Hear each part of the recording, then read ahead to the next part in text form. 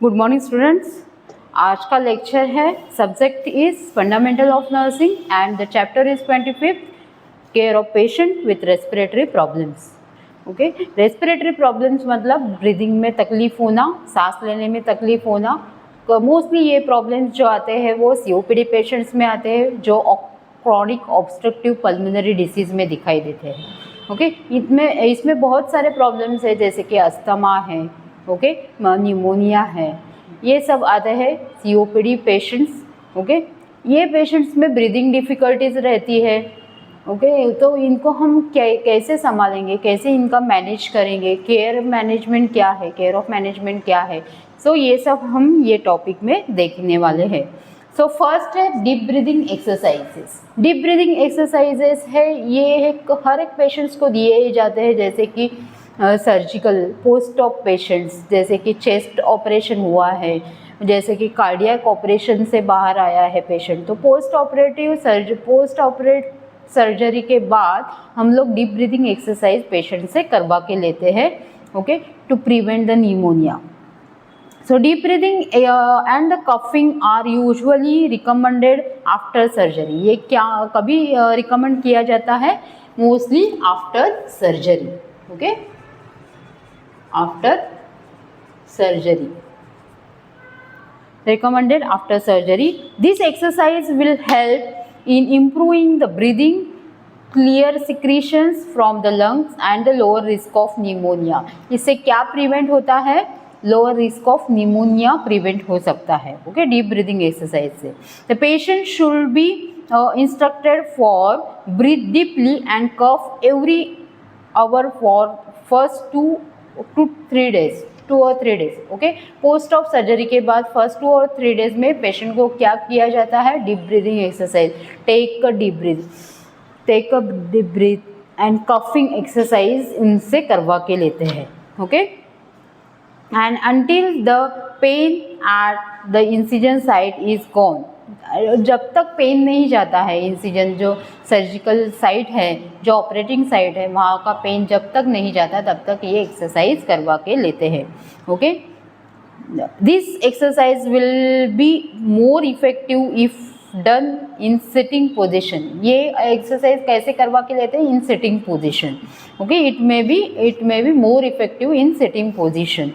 In this exercise, instruct the patient to move and change the position 2 hourly. These position changes help to make breathing and coughing exercise work better. Okay, patient breathing exercise के बाद patient को 2 hourly position change करने के लिए बोलते हैं, क्योंकि ये ज़्यादा effective होता है after changing the positions.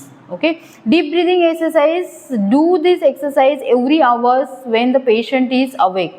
Patient जब भी अवेक रहता है, जगा रहता है, तभी क्या करना है? एवरी 2 hourly ये पेशेंट के पास से करवा के लेना है। Breathe in deep and slowly through the nose. Okay, breathe deeply and slowly through the nose, जैसे कि डीप ब्रीथ लेना है और स्लोली क्या करना है? सांस छोड़ना है स्लोली। ओके, सो इसको क्या बोलेंगे? Deep breathing exercise. इससे क्या होता है? जो अपने लंग्स है वो मोर एक्सपांड हो जाते हैं। Okay, expand and relax. Okay, ऐसे पोजीशन में आ जाते हैं, तो इससे निमोनिया प्रिवेंट हो जाता है। Hold for a count 2 to 3। जैसे कि हम लोग जैसे डीप ब्रीथ लेते हैं, सो होल्ड फॉर काउंट 1 2 3, तब तक होल्ड करके रखने का है, बाद में स्लोली छोड़ देना है सांस। ठीक है, so breathe out slowly and completely through the pursed lips. Don't force the breath out, rest and repeat 10 times। ये जो एक्सरसाइज है वो 10 times रिपीट किया जाता है। ठीक है, सो इसको क्या बोलेंगे? Deep breathing exercise. Then coughing exercise, it is the best to do the coughing exercise when the patient is fresh and comfortable। जब भी patient fresh and comfortable रहेगा तो coughing exercise will best। The instruct the patient to lie on his back and bend his knee। so patient को क्या करना है? बोलना है lie in his back and bend in the knees। okay, so and rest feet on the bed। Provide the support to the incision firm with the patient's hand जहाँ पे incision लिया है, जहाँ पे ऑपरेशन हुआ है, वहाँ पे पेशेंट को बोलना है पेशेंट को सपोर्ट दे दो, हाथ रखो और जोर से कफिंग करो, मतलब खांसी करो, ठीक है। जैसे आपको जोर से हो रहा है वैसे खांसी करो।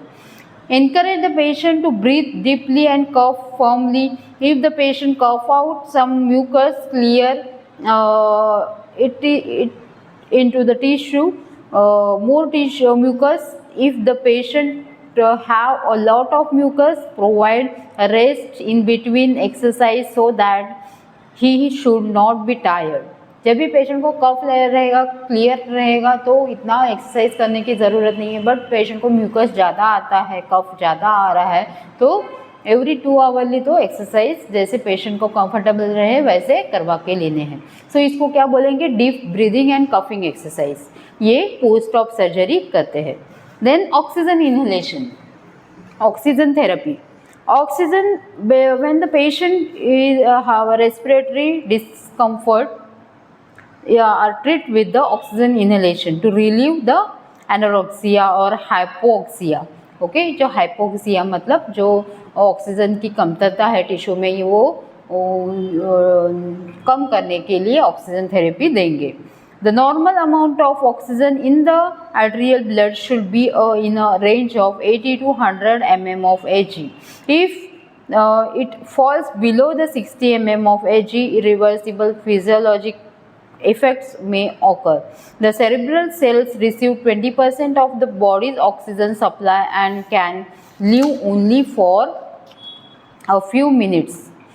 If there is O2 oxygen supply is cut off, the oxygen administration treats the effects of, जैसे कि ऑक्सीजन थेरेपी किसको देनी है? जो हाइपोक्सिया में पेशेंट गया है उनको ऑक्सीजन थेरेपी देनी है। जो नॉर्मल ऑक्सीजन लेवल अपने ब्लड का कितना रहता है? 80 to 100 mm ऑफ Hg। तो उससे कम हो जाए ऑक्सीजन लेवल तो क्या करना है? ऑक्सीजन थेरेपी देनी है। तो indications of the oxygen therapy, ये ऑक्सीजन थेरेपी के इंडिकेशंस क्या है? कौन से केसेस में हम लोग ऑक्सीजन थेरेपी देंगे? जैसे कि साइनोसिस पेशेंट है, साइनोसिस मतलब bluish discolouration of the skin. Okay, तो साइनोसिस पेशेंट्स में हम लोग ऑक्सीजन थेरेपी देंगे। देन ब्रेथलेस पेशेंट, जो पेशेंट ज़्यादा ब्रेथलेस है, ज़्यादा उसका ब्रीदिंग चल रहा है, तो ऐसे पेशेंट में हम लोग ऑक्सीजन थेरेपी देंगे। Then anaemia patient, anaemia patient को क्यों ऑक्सीजन थेरेपी देंगे? क्योंकि एनीमिया पेशेंट में क्या होता है? हीमोग्लोबिन लेवल कम हो जाता है। जो हीमोग्लोबिन का काम क्या है? रेड ब्लड सेल्स का काम क्या है? To carry the oxygen from one tissue to another.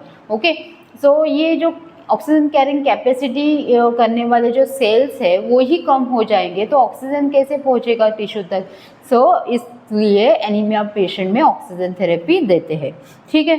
Then poisoning patient with the chemicals that alter tissue ability to utilise the oxygen, जो पॉइजनिंग पेशेंट है वो पेशेंट में भी हम लोग ऑक्सीजन थेरेपी देंगे। शॉक एंड सर्कुलेटरी फेल्यूर, जो shock में गया है पेशेंट, सर्कुलेटरी फेल्यूर में गया है, जैसे ये कार्डियक पेशेंट है, ऐसे पेशेंट में हम लोग ऑक्सीजन थेरेपी देंगे।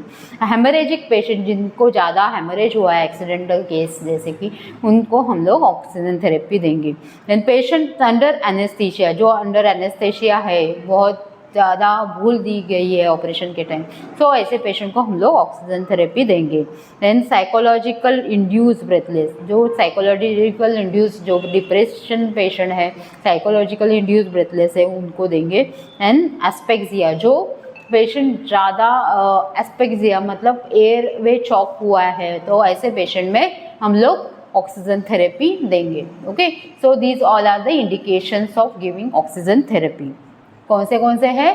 जैसे कि cyanosis patient, poisoning patient, anaemia patient, breathless patient. Okay, जो पेशेंट ट्रोमैटिक है, हेमरेज जिसको हुआ है, ऐसे पेशेंट में हम लोग। Then psychological induced breathlessness and then asphyxia patient. So ये सब केसेस में हम लोग ऑक्सीजन थेरेपी देंगे।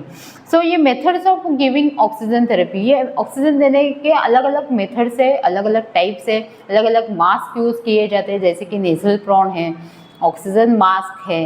ओके, सो ये सब यूज़ किए जाते हैं, जैसे कि ऑक्सीजन बाय अनेजल कैथेटर, जो नेजल कैथेटर है उससे दिया जाता है। The nasal catheter inserted into the nostril reaching up to the nostril and to help the adhesive tapes, okay, जिनको एडेसिव टेप लगाया जाता है। And the catheter does not interferes with the patient's freedom to eat, okay. ये catheter से patient खा सकता है, कुछ भी इंटरफियर नहीं होता क्योंकि खाली नोज़ को लगाया जाता है ये कैथेटर, ओके। सो इससे हम लोगों को कॉन्सेंट्रेशन कितना मिलता है, 22 to 30% of oxygen concentration, okay, sufficient oxygen concentration giving by the nasal catheter. Then oxygen mask. Oxygen mask cover the patient's nose and mouth. Oxygen mask से क्या होता है, पूरा nose and mouth पेशेंट का cover हो जाता है। So mask are advantageous for those patient who are unable to breathe through the nose. जो पेशेंट नोज से ब्रीथ नहीं कर रहा है वैसे पेशेंट के लिए ये एडवांटेजेस है, ओके, क्योंकि मुंह से भी ऑक्सीजन अंदर जा सकता है। फ्लो ऑफ 8 to 12 लीटर्स, ये ऑक्सीजन मास्क जब भी रहेगा तो फ्लो ऑक्सीजन रेट का ऑक्सीजन का फ्लो कितना रखना चाहिए, 8 to 12 litre per minute, okay. Will maintain the oxygen concentration 25 to 60%। Then आता है ऑक्सीजन टेंट। इसमें अलग अलग टाइप्स मैंने प्रीवियस लेक्चर में सिखाया है, ये रिवाइज लेक्चर है। सो रिवाइज लेक्चर में हम जो मेन है वही लेंगे, जो नेजल कैथेटर यूज हुआ जाता है, देन ऑक्सीजन मास्क यूज करते हैं हर एक को। Then in paediatric ICU there is using a oxygen tent. It consists of the canopy over the patient's bed, then that may cover the patients fully. इसमें क्या पेशेंट को fully cover किया जाता है, and it is connected to supply of oxygen. Certain advantages and disadvantages for using oxygen tent, like if it provides an environment for the patients with control of O2 concentration, the temperature regulation and the humidity control. It allows the freedom for free movements on the bed, create feeling of isolation. Create feeling of isolation. It requires high volume of oxygen, जैसे कि 10 to 12 litre per minute. There is increased chance of fire, इससे क्या है, increased chance है fire का। Then it requires much time and effort to clean and maintain the tent, okay, ये disadvantages है oxygen tent की। सो ये 3 टाइप्स के मोस्टली यूज़ किए जाते हैं, एंड पीडियाट्रिक में भी ऑक्सीजन टेंट छोटा वाला यूज़ किया जाता है। नेक्स्ट आता है care of oxygen cylinder, okay, how to take care of oxygen cylinder. जब भी वार्ड में ऑक्सीजन सिलेंडर लगाया है किसी पेशेंट को तो उसकी केयर कैसे लेंगे। Always use the cylinder with the metal case. जो ऑक्सीजन सिलेंडर है उनके साथ एक ट्रॉली प्रेजेंट रहती है, okay, so always use that trolley, always use that metal case, okay, to prevent danger of falling and breaking, okay। ये metal case जब भी आप यूज़ करेंगे तो क्या होगा, ये सिलेंडर नीचे गिरने की और ब्रेक होने के चांसेस बहुत कम रहते हैं। Then O2 cylinder should be place at the head और एंड ऑफ द बेड। ये O2 सिलेंडर कहाँ पे रखना चाहिए, पेशेंट के हेड के साइड में रखना चाहिए। Any sources of fire should be kept away from the cylinder, जैसे कि माचिस है, ओके, सो स्पिरिट है, ऐसे जो चीज़ें हैं वो सिलेंडर से दूर रखने चाहिए। O2 cylinder should be place eight cool temperature. ये जो O2 सिलेंडर है, ऑक्सीजन सिलेंडर है, ये नॉर्मल और कोल्ड टेम्परेचर में रखना ज़रूरी है, okay. Then when the cylinder is empty, always mark that it is empty. जब भी सिलेंडर empty रहेगा तो always mark on that it is empty, okay। so during the emergency ये कुछ भी अपना वक्त बर्बाद नहीं होगा कि कौन सा फिल किया हुआ सिलेंडर है, कौन सा एम्प्टी है, वो चेक करने के लिए ज़्यादा अपना वक्त ज़ाया नहीं होगा, okay. So inspect the apparatus at frequent interval. जब भी हम लोग वार्ड में एंट्री करते हैं तो भी all the emergency instrument should be check by the staff nurse, okay. जब भी आप ड्यूटी पे चढ़ते हो तभी always check all the emergency instruments like oxygen cylinder, मूवबैक, लैरिंगोस्कोप, ये जो इमरजेंसी इंस्ट्रूमेंट, डिफिब्रिलेटर, ये सब चेक करके ही लेने हैं always in each duty. Okay. Then to test any leakage of regulator with soap water. Okay. जो रेगुलेटर है ऑक्सीजन सिलेंडर का, वो always check for any leakage with the help of soap water. So ये सब क्या हो गई, care of oxygen cylinder. Care of oxygen cylinder कैसे लेना है, वो ऑक्सीजन सिलेंडर हॉस्पिटल वार्ड में जब भी रहेगा तो वो always kept in a metal case to prevent the danger of falling and breaking. Okay. Don't use any source of fire near the cylinder. Okay. And the oxygen cylinder always kept in the cold temperature. Oxygen cylinder should be placed at the head end of the bed. Then when the cylinder is empty, always write on it is empty. Inspect the apparatus frequently interval and make sure that it's good working. Okay. To test the leakage of regulators with use of soap water. So ये सब क्या हो गए, care of O2 cylinder. Then hazards of O2 cylinder. O2 inhalations के hazards क्या क्या है. Okay. जब भी हम ज़्यादा अमाउंट में ऑक्सीजन देते हैं हर एक पेशेंट को बहुत दिन के लिए, तो वो ऑक्सीजन के हज़ार्ड्स भी हो सकते हैं. ओके. वो नुकसान भी पहुंचा सकते हैं पेशेंट को. कैसे कैसे नुकसान पहुंचाएंगे, जैसे कि इन्फेक्शन हो जाता है. Then combustion fire. O2 supports, क्योंकि oxygen is always a support to the combustion.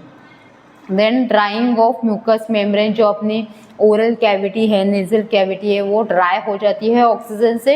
O2 toxicity हो जाती है. देन ऑक्सीजन इंड्यूस एपनिया हो जाता है.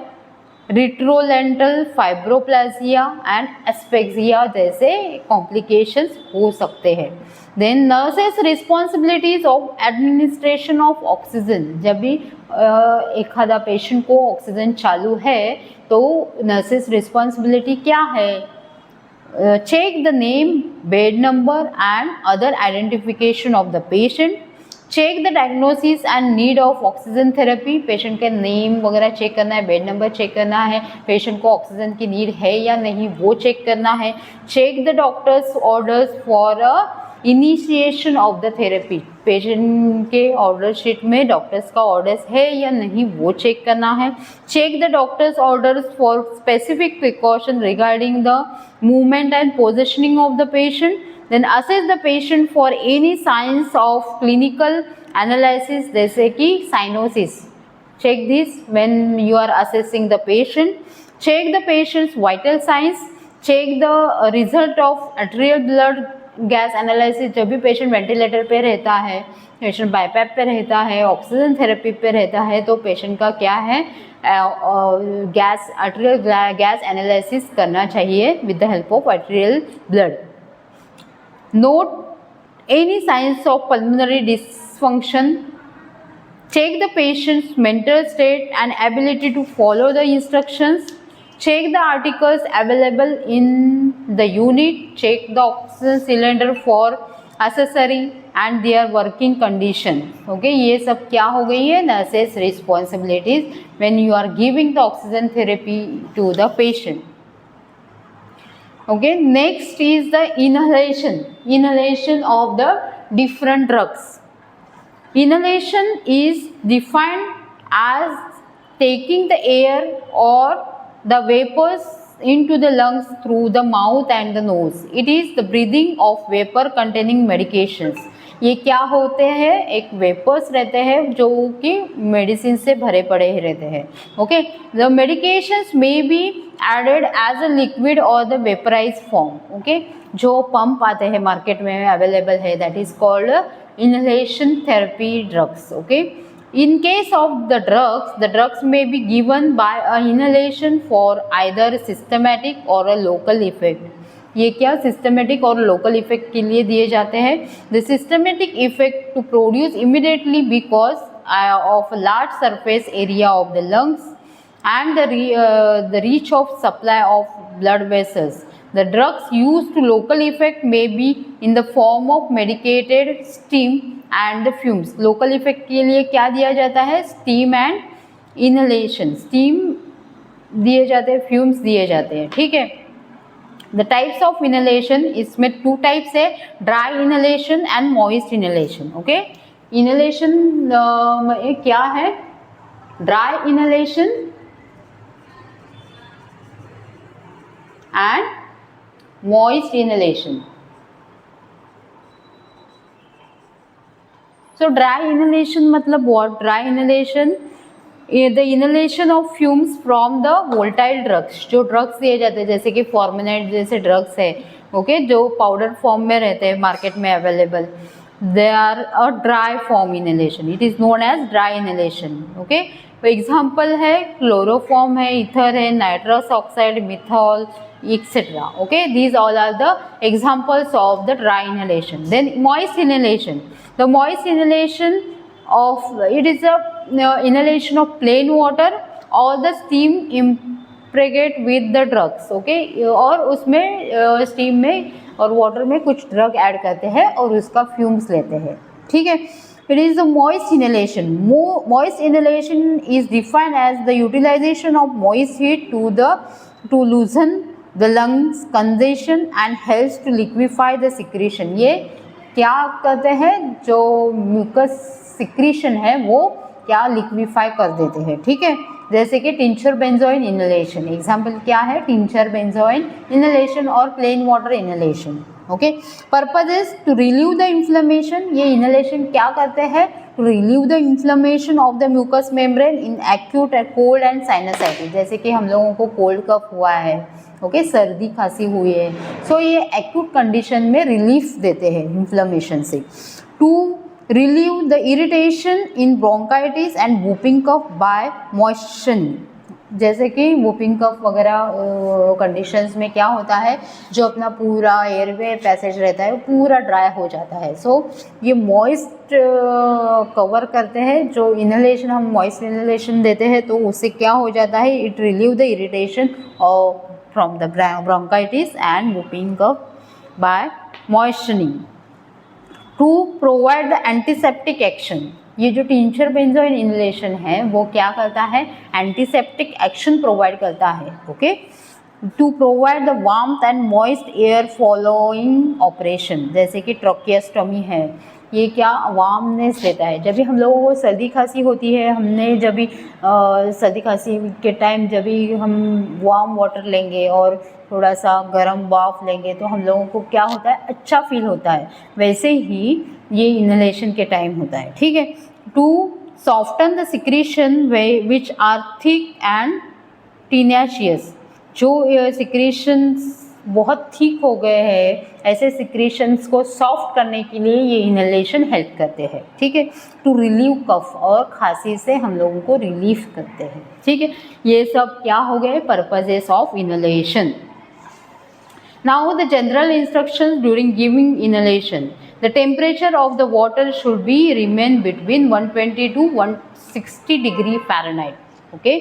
जब भी हम इनहेलेशन के लिए, मॉइस्ट इनहेलेशन के लिए वाटर देते हैं तो उसका टेम्परेचर कितना रहना चाहिए, 120 to 160 degree Fahrenheit. Water is in inhaler should be remain just below the spout to avoid a scalding, okay. जो बर्न्स होने से बचने के लिए जो नेल्सन इनहेलर है उसमें स्पाउट प्रेजेंट रहता है, तो स्पाउट्स के नीचे के लेवल में पानी रहना चाहिए, ओके। जो अभी नेल्सन इनहेलर ज़्यादातर यूज़ नहीं करते हैं वार्ड में, वो मोस्टली आपको गवर्नमेंट वार्ड में हॉस्पिटल में दिखाई देंगे। Next is the airway maintenance, how to maintain the airway of the patient, जैसे कि सिक्रीशंस है वो हम लोग क्या करेंगे, सक्शनिंग करेंगे। जो पेशेंट है, ट्रैकियोस्टोमी का पेशेंट है, जो अनकॉन्शियस पेशेंट है, जो खुद का सलाइवा निगल नहीं सकता, ऐसे पेशेंट में क्या करेंगे, suctioning, okay.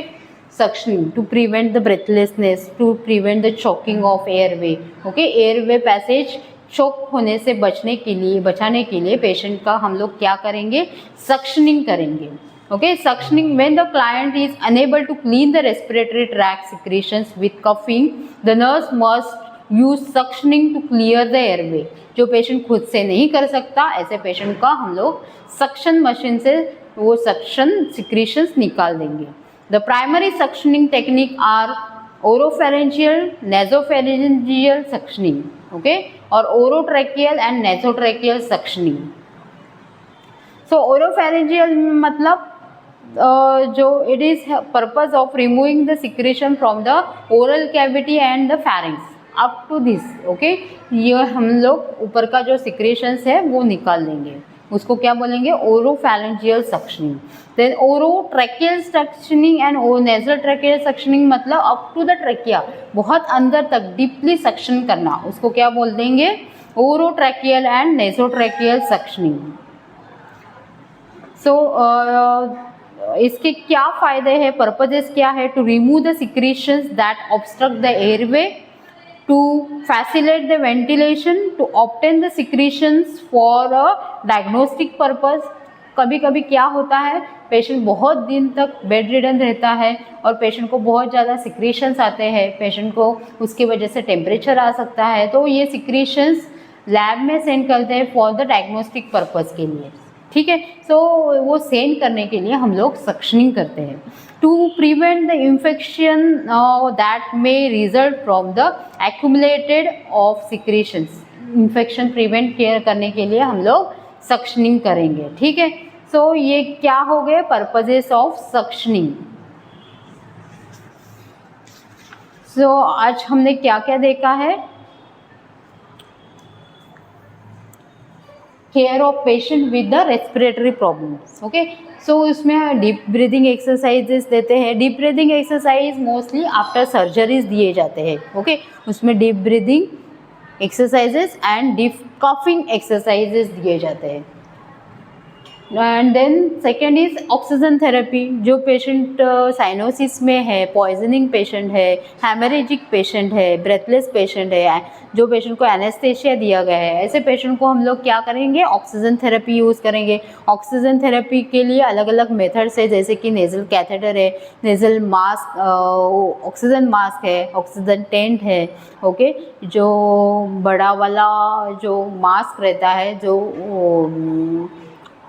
with the help of balloon they are to, जैसे कि जो एनेस्थेटिक डॉक्टर्स है, वो डॉक्टर्स बड़े वाले जो अम्बू बैग्स है उसके साथ एक कैरिंग ऑक्सीजन कैरिंग बैग भी आता है, वैसे मास्क भी यूज़ करते हैं, ठीक है.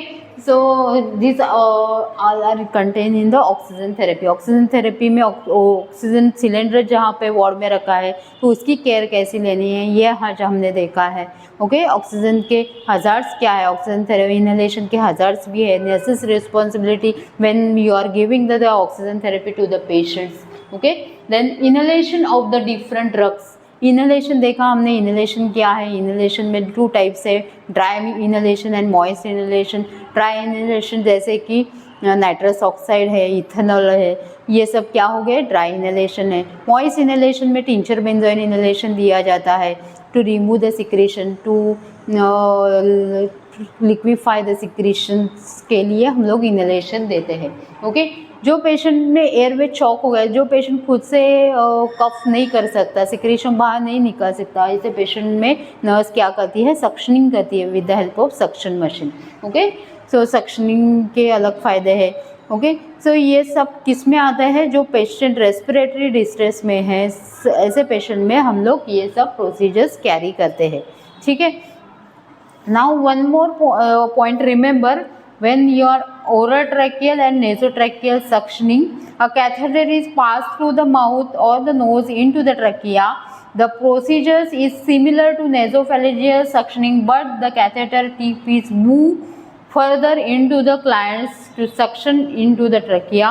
The entire procedures from the catheter passage to removal should not be more than 15 seconds. जब भी हम लोग ट्रैकिया तक डीपली सक्शन करते हैं तो वो कैथेटर ज़्यादा से ज़्यादा 15 सेकेंड ही अंदर रख सकते हैं, उससे ज़्यादा अंदर नहीं रखना है, because the oxygen does not reach to the lungs during the suctioning. क्योंकि सक्शनिंग के टाइम ऑक्सीजन लंग्स तक नहीं जा सकता, इसके लिए 15 सेकेंड से मोर हम लोगों को कैथेटर अंदर नहीं रखना है। ओके, ये जी पॉइंट याद रखना है। ओके, समझ में आया है आज का लेक्चर ये रिवाइज लेक्चर था। The problem associated with the respiratory problems, how to care the patient when there is a respiratory distress. Okay, so thank you students.